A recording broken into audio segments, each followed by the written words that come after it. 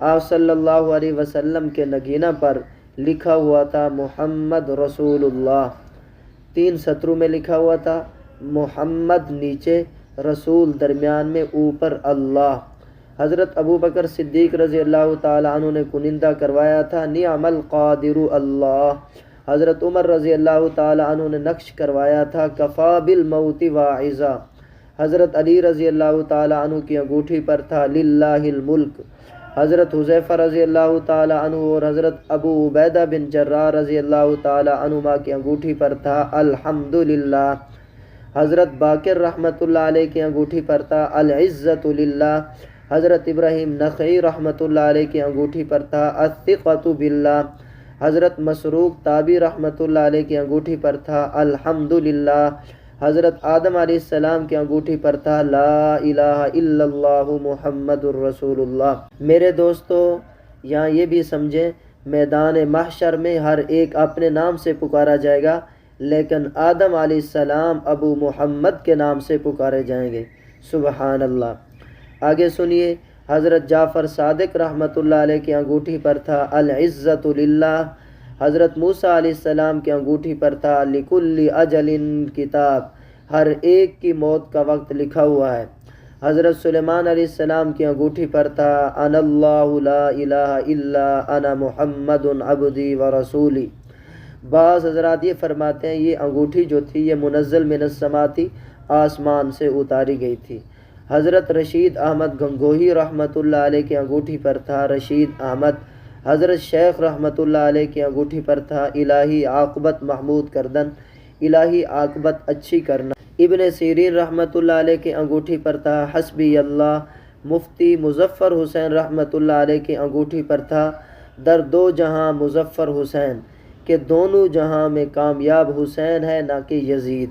حضرت تھانوی رحمۃ اللہ علیہ کی انگوٹھی پر تھا از گروہ اولیاء اشرف علی، اولیاء کے گروہ میں سب سے اعلیٰ حضرت علی رضی اللہ تعالیٰ عنہ ہیں، لیکن اکثر حضرت رحمۃ اللہ علیہ انگوٹھی کو استعمال نہیں کرتے تھے اس انگوٹھی کو، کہ کہیں غلط فہمی نہ ہو جائے، لوگ میری ذات اشرف علی مراد نہ لے لیں۔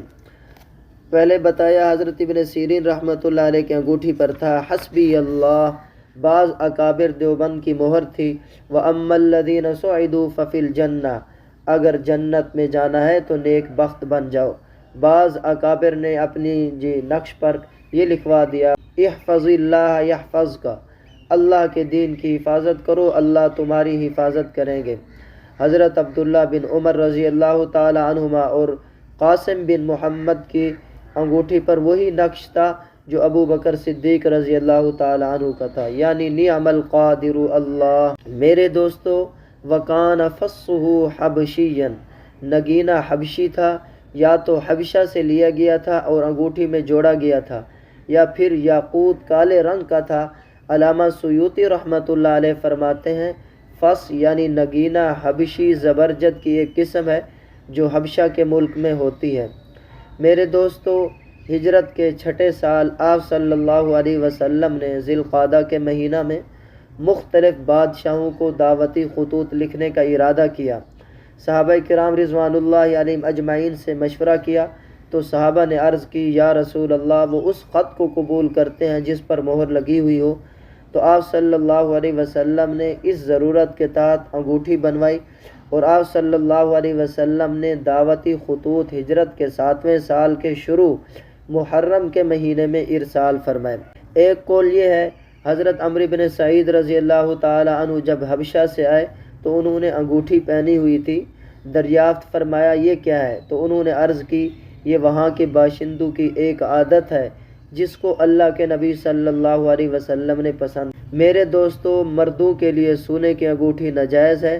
حضرت علی رضی اللہ تعالی عنہ فرماتے ہیں کہ اللہ کے نبی صلی اللہ علیہ وسلم دائیں ہاتھ میں سونا لے کر بیٹھے اور بائیں ہاتھ میں حریر و ریشم لے کر بیٹھے۔ فرمایا کہ دنیا میں میری امت کے مردوں پر یہ دونوں چیزیں حرام ہیں۔ ان نبی اللہ صلی اللہ علیہ وسلم اخذ حریرا فجعلہ فی یمینہ واخذ ذهبا فجعلہ فی شمالہ ثم قال ان هذین حرام علی ذکور امت۔